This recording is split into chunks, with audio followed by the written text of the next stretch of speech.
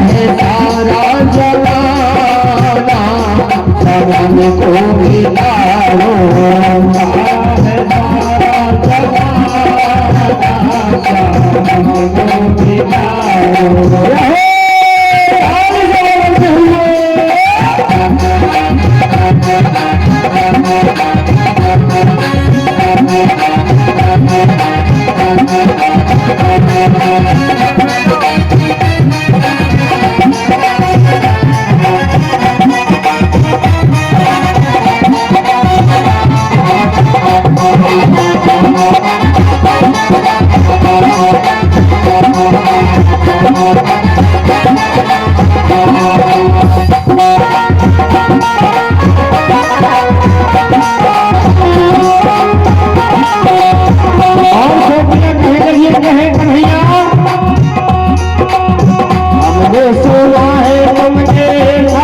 को तारा हमने सुना है तुमने नरसी को तारा, हमने सुना है तुमने नरसी को तारा, हमने सुना है तुमने नरसी को तारा, नरसी को तारा तुमने नरसी को तारा, नरसी को तारा तुमने नरसी को तारा, हमने सुना है तुमने नरसी को तारा, हमने सुना है तुमने नरसी को तारा। भाग के लेके बहाना, सबन को बिगाड़ो तारा है सारा जमाना, सबन को बिगाड़ो।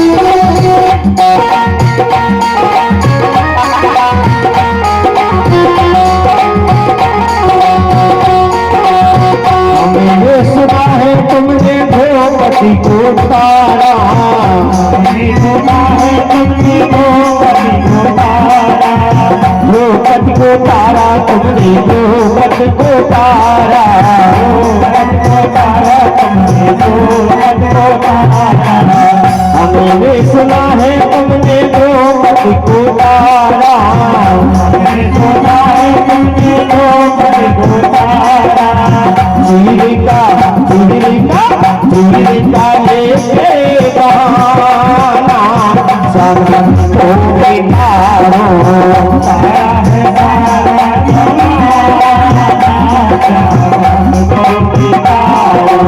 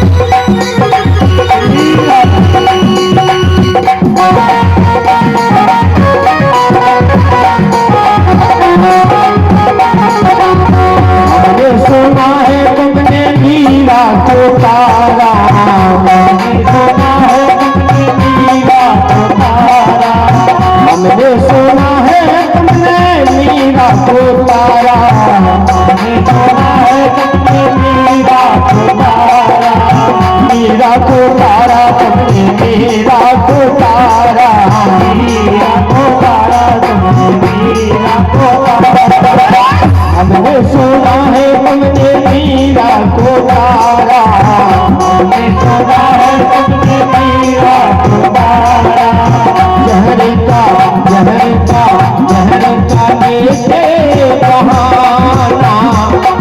हमको भी तारो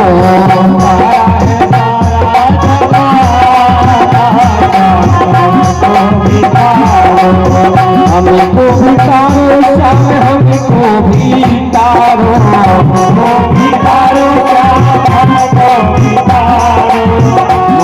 भी तारो श्याम हमको भी तारो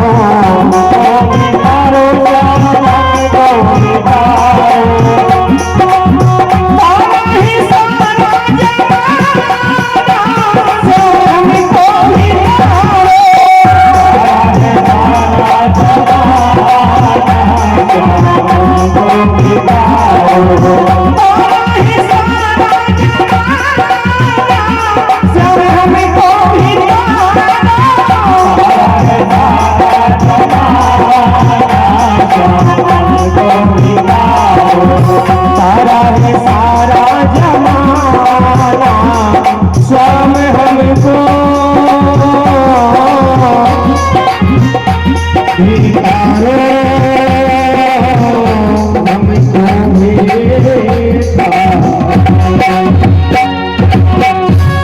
जय जय श्री राधे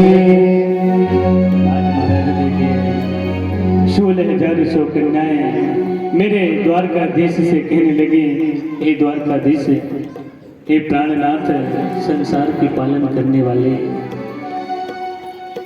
जिसको कोई नहीं अपनाता है, जिसे ये संसार नहीं अपनाता है, उसे आप स्वीकार करते हो। सत्यभामा की तरफ देखने लगे मेरे द्वारकाधीश। देख ले सत्यभामा, हैं? मैं मना कर रहा था ना, मैं मना कर रहा था, रहने दे, जो रो रहा है उसको रोने दे, हंस रहा है उसको हंसने दे। अब कैसी रही? सत्यभामा कहने लगी, नहीं प्राणनाथ, जिनका कोई नहीं होता संसार में, उसके आप होते हो।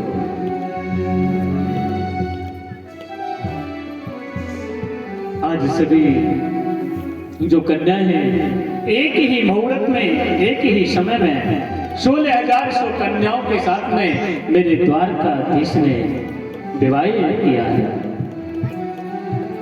हमारे जो न्यू जनरेशन वाले लड़के लड़कियां हैं, ये मेरे द्वारकाधीश को बहुत बदनाम करते हैं। सुन लेना ध्यान से। खुद स्वयं की इच्छा से मेरे द्वारकाधीश ने एक ही विवाह किया है रुक्मिणी के साथ, और जिसका इस संसार में कोई नहीं था, उन सबको मेरे द्वारकाधीश ने अपनाया है। आज महाराज 16,108 रानियों के साथ में मेरे द्वारकाधीश द्वारकापुरी में निवास करते हैं। सुखदेव जी कहने लगे, राजन देखिए कितना बड़ा परिवार है, और 16,108 रानी पटरानियों के गर्भ से 10-10 पुत्रों ने जन्म लिया है। प्रद्युम्न, चारुदेशन, सुदेशन, भानु, शुभानु, अनन्य, यानी कि मेरे द्वारकाधीश का कितना बड़ा परिवार है, कितने यदुवंशी हैं? 56 करोड़ यदुवंशी हैं। मेरी मैया, कल तो कहाँ मैया यशोदा के पास में लीला कर रहे थे, आज 56 करोड़ यदुवंश। मेरे द्वारकाधीश बाबा बने बैठे, बाबा। आज देखिए महाराज, 16,108 पटरानियों के साथ मेरे द्वारकाधीश रह रहे हैं। एक समय देवर्षि नारद ने सोचा महाराज कि आज मुझे द्वारकाधीश की परीक्षा लेनी चाहिए कि 16,108 रानियों के साथ में कैसे रहते हैं, कहीं संसार को दिखावा ही तो नहीं कर रखा है, अंदर चल के देखना चाहिए। घर की मालूम जब होती है, उस घर में जा करके देखते हैं, या फिर 1-2 दिन रुकते हैं उस घर में, तब पता चलती है उस घर में रहने वाले जो इंसान हैं, माता हैं, वो कैसी हैं। दिखाने के दांत अलग होते हैं। और हाँ, आज महाराज देखिए देवर्षि नारद द्वारकाधीश की परीक्षा लेने के लिए आ रहे हैं। कहीं ऐसा तो ना जैसे हमारे घर में कलेश है पति पत्नी में जैसे कलेश हुए सुबह से शाम तक कहो जबो तो 10-10 दिन में ना मिटे हैं ज्यादा लंबो चल जाए 10 दिन तक ना बोले। कहीं ऐसा ही तो ना है द्वारकापुरी में कहूँ द्वारकाधीश के साथ में झगड़ो चलते रहते हुए और इस संसार को दिखावा उड़ा हुआ है। देवर्षि नारद आज परीक्षा लेने के लिए जा रहे हैं। आज महाराज जैसे देवर्षि नारद द्वारकापुरी में पहुंचे और प्रथम कमरे में कक्ष में प्रवेश किया तो महाराज मेरे द्वारकाधीश रुक्मणी के साथ में विराजमान हैं और चौपड़ खेल रहे हैं रुक्मणी के साथ में। और जैसे देवर्षि नारद को देखा देख करके बड़े प्रसन्न हो गए। मेरे द्वारकाधीश रुक्मणी खड़े हो गए। आइए देवर्षि नारद आइए पधारिए आपका स्वागत है। आसन लगाया जल्दी से उनको प्रसाद लड्डू दिया है जल पिलाया है बड़ा स्वागत सत्कार किया। देवर्षि नारद कहने लगे द्वारकाधीश थोड़ा जल्दी है मुझे कई घरों पे जाना है तो मैं ज्यादा समय आपको नहीं दे सकता। मेरे द्वारकाधीश देवर्षि नारद को देख करके मुस्कुरा गए। उसी क्षण निकल गए और महाराज दूसरी पटरानी की कमरे में प्रवेश कर गए हैं सत्यभामा के कमरे में और जाकर के देखा सत्यभामा के साथ में भी मेरे द्वारकाधीश विराजमान है और महाराज सत्यभामा से बात कर रहे हैं हास्य विनोद कर रहे हैं। जैसे रुक्मणी ने स्वागत किया द्वारकाधीश का जैसे द्वारकाधीश ने रुक्मणी ने देवर्षि नारद का स्वागत किया उसी प्रकार का स्वागत सत्यभामा ने और द्वारकाधीश ने किया है। ज्यादा समय नहीं लगाया और फिर देवर्षि नारद निकल गए और तीसरे कक्ष में प्रवेश किया। महाराज सत्या के कमरे में गए। सत्या के साथ में मेरे द्वारकाधीश विराजमान है। लक्ष्मणा के साथ में मेरे द्वारकाधीश विराजमान है। किसी के साथ में हास्य विनोद कर रहे हैं किसी के साथ में चौपड़ खेल रहे हैं किसी की चोटियों में फूल लगा रहे हैं किसी के साथ में ऐसे ऐसे करके महाराज 16,108 पटरानियों के साथ में मेरे द्वारकाधीश विराजमान है। एकदम से देवर्षि नारद को चक्कर आ गए।